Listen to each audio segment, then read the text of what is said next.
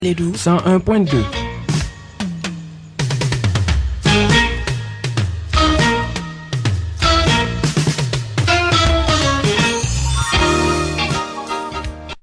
La Sotelma Malitel vous donne l'heure. Il est 7 heures. Le sport, les infos, la musique, l'actualité, le tout tamisé et servi à chaud pour vous sur Radio Clédou.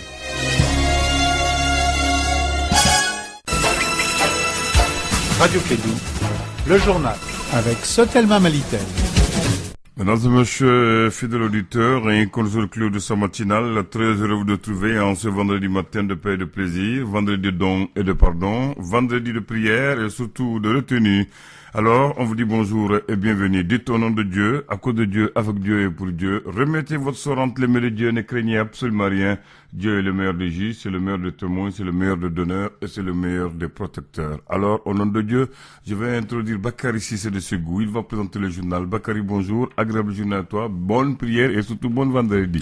Voilà, merci Abdoulaye et bonjour à toi, bonjour à toutes et à tous. Bienvenue dans cette édition, la première de Clédou Info. Équipement de sauvetage d'une valeur de 5 millions de francs CFA. C'est l'offre donc qui a été faite par Coris Banque Internationale. C'était hier matin à la protection civile de Bamako et aux femmes veuves des militaires. On en parlera dans ce journal avec Mariam Kouyaté. À l'initiative des jeunes blogueurs, des dizaines de personnes ont tenu un sit-in devant le ministère de l'Éducation nationale. C'était hier après-midi. Les manifestants appellent à sauver l'année scolaire.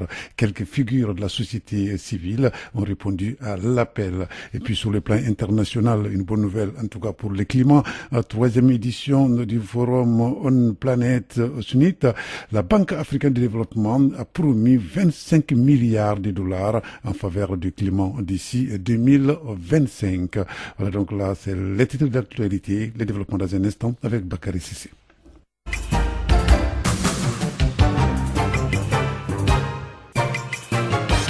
Et bienvenue donc à cette édition, la première de Clédou Info. Aujourd'hui, nous sommes le vendredi 15 mars 2019, la première session d'information de Clédou Info. Tout d'abord, par rapport à la situation de l'école, un peuple sans éducation est un peuple sans avenir. C'est le principal message de cette manifestation visant à trouver une solution aux séries de grèves qui paralysent l'école malienne depuis 2 mois. Pour les organisateurs, donc hier du sitting devant le ministère de l'Éducation nationale, l'objectif n'est pas d'accuser les protagonistes, mais tout simplement trouver une solution pour sauver l'école et garantir le droit à l'éducation. C'est le but donc du collectif qui a rassemblé les membres du groupement Ante Abana, Trou c'est Trou et puis SOS École. Il faut noter également que quelques figures de la société civile, des syndicalistes et une dizaine de blogueurs ont répondu à l'appel. Pendant plus d'1 heure, les manifestants pacifiques, en tout cas, ont scandé on veut étudier stop à la grève. Les responsables envisagent d'autres actions dans les jours à venir. Voilà, nous allons vous proposer un reportage dans notre édition de 13 heures. 4e édition de la foire des manuscrits de Bamako. La rencontre a débuté hier matin à la Bibliothèque nationale et vise à faire la promotion des jeunes éditeurs du livre. Les précisions ici avec Fana Diakité, les promoteurs au niveau de la foire ou du manuscrit. Des propos sont recueillis par Oumou Dambélé.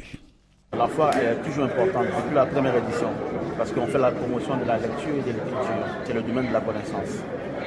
Et la particularité, c'est qu'on a fait écrire cette fois-ci des gens à qui on ne pensait pas. Par exemple, les pensionnaires des détenus ont pu écrire un livre, ont pu réaliser des toiles à travers le programme The Voice que notre association coordonne. Et les écoles, les lycées écrivent toujours et les manuscrits sont exposés.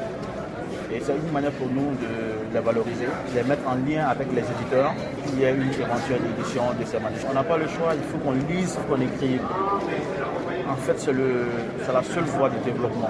Une fois que la ressource humaine est formée, je pense que tout va bien se passer. Cette année, il y avait beaucoup de concours d'écriture, de dessin, de graffiti, de petits cinémas. Et voilà. Les lycées ont beaucoup produit et on est là pour 4 jours ici à la Bibliothèque nationale, à l'Institut français le samedi et dimanche à Bolivie. pour présenter toutes les œuvres produites par les. Non, s'il vous plaît, oui. Voilà, combien d'établissements prennent part à cette foire? C'est toujours une soixantaine, mais cette année particulièrement ça a été difficile à cause des grèves. Tantôt c'est les enseignants, tantôt c'est les élèves eux-mêmes. Et donc les écoles qui ont pu participer, c'est une dizaine. Et ce sont les écoles vraiment voulues par. Voilà, donc là, c'est un propos recueilli par notre journaliste Oumou Dambélé, hier donc, à la 4e édition de la foire des manuscrits de Bamako, la Bibliothèque nationale. Je le disais dans les titres, Coris Bank International a procédé hier matin à une remise de dons à la protection civile de Bamako et aux femmes veuves des militaires.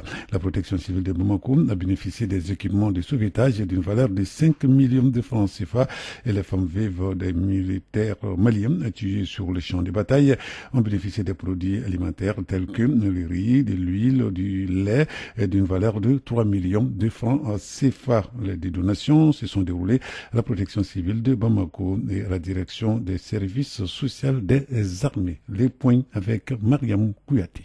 Coris Bank International n'est pas au Mali pour se faire que du bénéfice. Elle contribue également au développement du Mali. Elle vient de donner un sourire aux femmes veuves des militaires tués sur le champ de bataille en leur donnant des produits alimentaires, sachant que nous sommes en mars, mois de la femme, bien sûr. Coris Bank International a aussi fait des dons à la protection civile de Bamako, sachant que leur journée a été célébrée également ce mois-ci.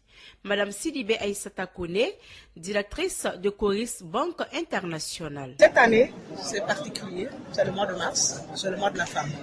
C'est dans ce cadre-là que nous avons décidé d'aider les femmes veuves, les veuves des militaires, les veuves de ces militaires qui sont sacrifiés pour nous, qui sont sacrifiés pour le peuple malien.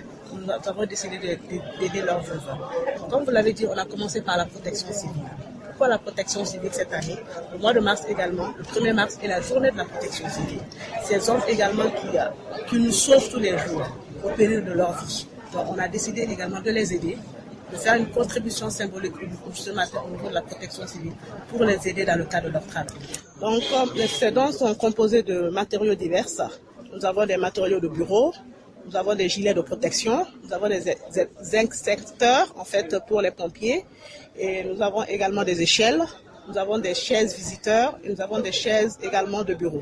Donc c'est vraiment différents matériels pour une valeur de 5 millions de francs CFA. Les bénéficiaires de ces différentes donations ont apprécié ce geste à sa juste valeur. Donc aujourd'hui vraiment nous sommes très très heureuses. Nous sommes heureuses vraiment et nous les remercions.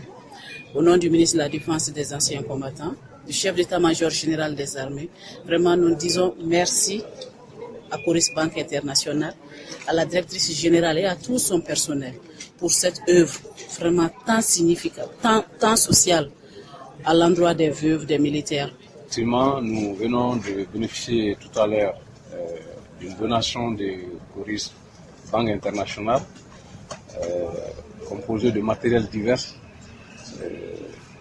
nécessaires et très utiles pour la protection civile. Matériel de bureau, de matériel d'intervention, toutes choses qui viendront renforcer les capacités opérationnelles de la protection civile. Cette action humanitaire est une manière pour la banque de manifester sa solidarité envers ceux qui en ont besoin partout où elle est implantée. Voilà, donc merci Mariam Kouyaté pour donc ces précisions, ce qui va nous conduire à l'actualité internationale dans un instant.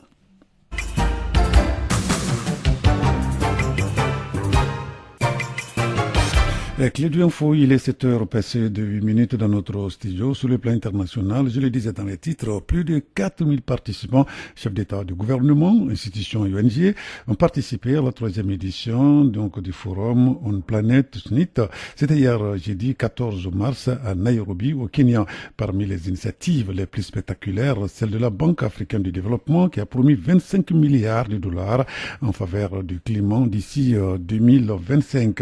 La Banque mondiale mondiale contribuera, elle, à hauteur de 22,5 milliards de dollars pour la période 2021-2025 dans le financement de la lutte contre les changements climatiques. Le président français Emmanuel Macron, nous allons rester donc au Kenya, a terminé sa tournée en Afrique de l'Est par un échange avec des étudiants de l'université de Nairobi au Kenya. Au cours donc de ce déplacement de 4 jours qu'il a mené à Djibouti, en Éthiopie et puis au Kenya, le président français a noué des relations avec les pays jusqu'ici délaissés par ses prédécesseurs. Fil rouge de cette tournée, l'influence de la Chine. Macron veut encore faire croire en tout cas que la France a pu jouer un rôle de balancier dans la région. Il a donc été question de stabilisation régionale, d'économie, d'éducation, de coopération militaire, mais pas de droits de l'homme ou de bonne gouvernance. Des questions avec lesquelles le président français ne semble pas vouloir en tout cas s'embarrasser pour faire avancer sa nouvelle politique africaine. Et puis en Guinée, 13 villages de la région minière de Boké ont déposé une plainte auprès de la Banque mondiale pour dénoncer les conséquences de l'exploitation de la bauxite. Les plaignants saisissent donc en fait le médiateur d'une branche de l'organisation qui finance la compagnie de bauxite de Guinée, CBG. Ils estiment que l'entreprise CBG ne respecte pas les lois nationales et internationales puisque la Banque mondiale a accordé un prêt donc à cette société en 2016. Les habitants de ces villages miniers estiment que l'organisation internationale doit s'impliquer pour faire respecter tout simplement leurs droits. Alors que les manifestations contre le régime d'Omar el-Béchir continuent au Soudan, un nouveau gouvernement a prêté serment, c'était hier jeudi. Il devra s'attaquer aux problèmes économiques. Le nouveau premier ministre, Mohamed Taher Ilia, qui a été nommé le mois dernier, a reconnu que les prix élevés des produits comme le pain et le carburant étaient donc un réel problème pour les Soudanais et devraient être réglés immédiatement. Voilà donc, c'est tout pour cette édition, la première de Clé d'Info. Il est exactement 7 heures, passé de 12 minutes dans notre studio. Restez avec nous dans un instant, la rubrique Élect sur notre antenne. Présentation de l'édition, Bakary Sissé, mise en onde, Abdoulaye Andan. Radio Clédou, le journal avec Sotelma Malitel. À chacun son problème.